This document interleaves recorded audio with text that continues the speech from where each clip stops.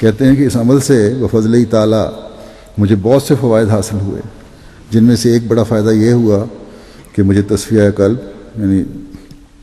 دل کی پاکیزگی اور تجلیہ روح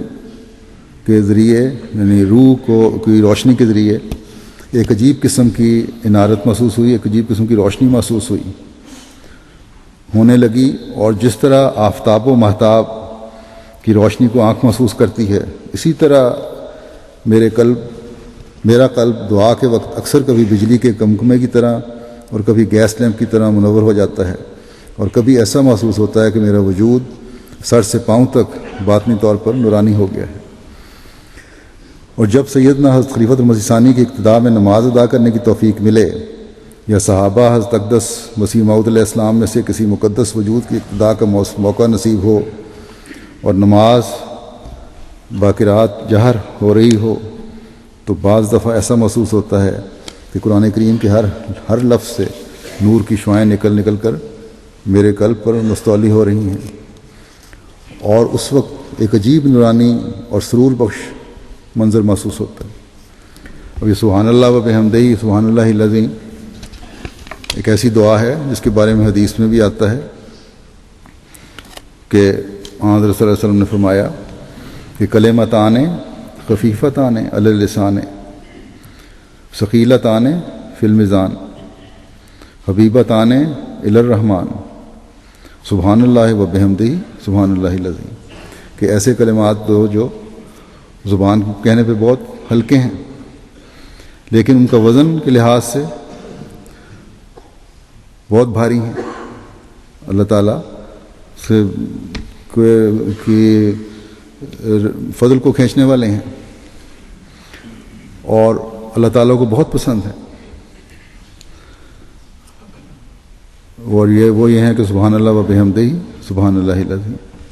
حضرت مسیح علیہ السلام کا ایک الہامی جو دعا ہے وہ بھی ہے سبحان اللہ و بحمدہ سبحان اللہ العظیم اللہم صلی علی محمد و آل محمد، جس میں درود بھی آ جاتا ہے۔ تو بہرحال یہ تو ہم پڑھتے ہیں اور اس کو پڑھتے رہنا چاہیے۔ جوبلی کی دعاؤں میں جو میں نے شامل کروائی تھیں دعائیں، اس میں ایک درود یہ بھی تھا، اس کو بند نہیں ہونا چاہیے، جاری رہنا چاہیے ہمیشہ۔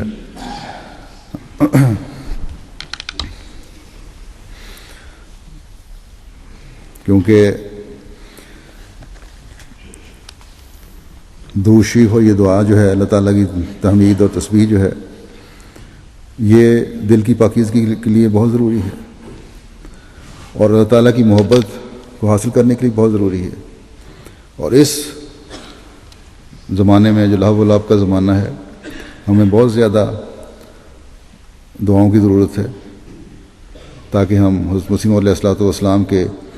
مشن کو جاری رکھنے والے بن سکیں، اور وہ اسی وقت ہوگا جب ہمارے دل بھی اس نور سے منور ہوں گے، اور اسی سے پھر اللہ تعالیٰ کے فضل کو ہم جذب کرنے والے ہوں گے۔ بس درود اور عبادات سے ہمیں اپنی زندگیوں کو سجانا چاہیے۔ پھر آپ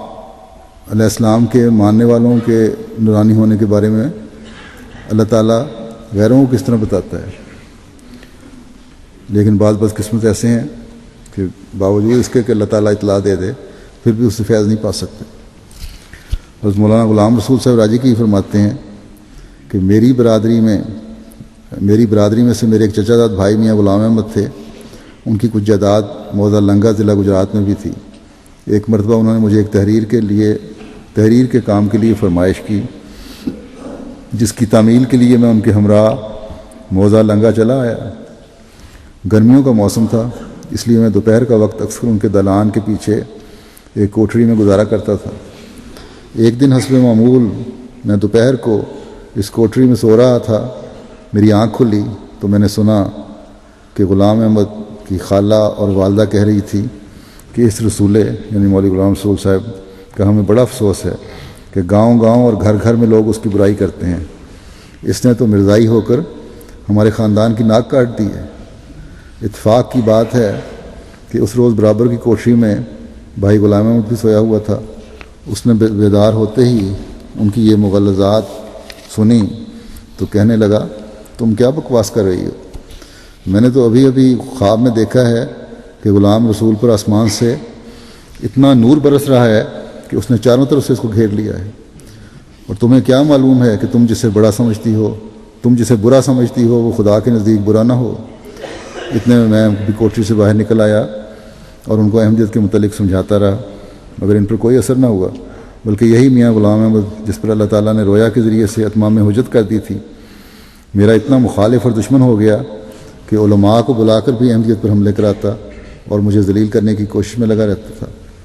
آخر میرے مولا کریم نے میری نصرت کے لیے راجی کی میں تعاون کے عذاب کو مسلط کیا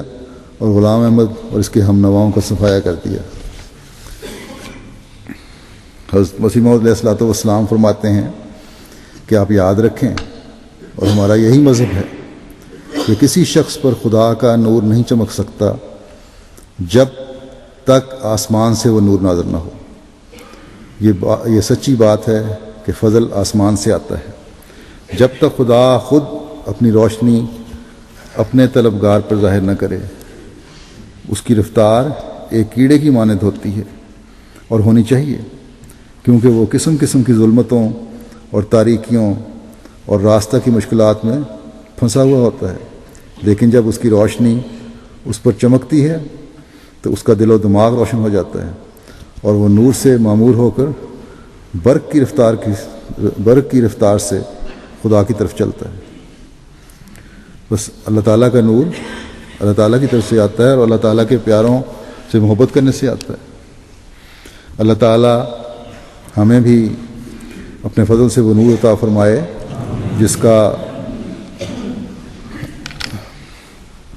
جو اس کا حقیقی نور ہے، جو اس کے پیاروں سے محبت کرنے سے ملتا ہے، جس کو حاصل کرنے کے طریقے اس زمانے کے امام نے نور محمدی سے حصہ پا کر ہمیں سکھائے۔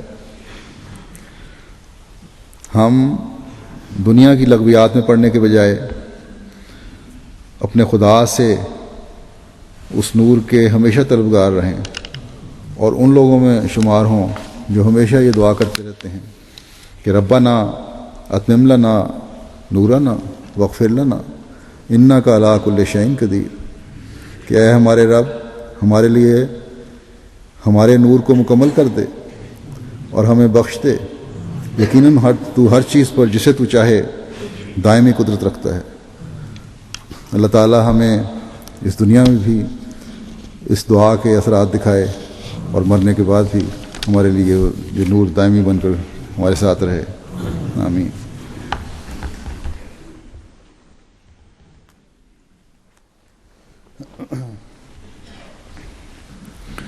الحمد للہ نحمده ونستعینه ونستغفره ونؤمن به ونتوکل علیہ ونعوذ باللہ من شرور انفسنا ومن سیئات اعمالنا من يهده الله فلا مضل له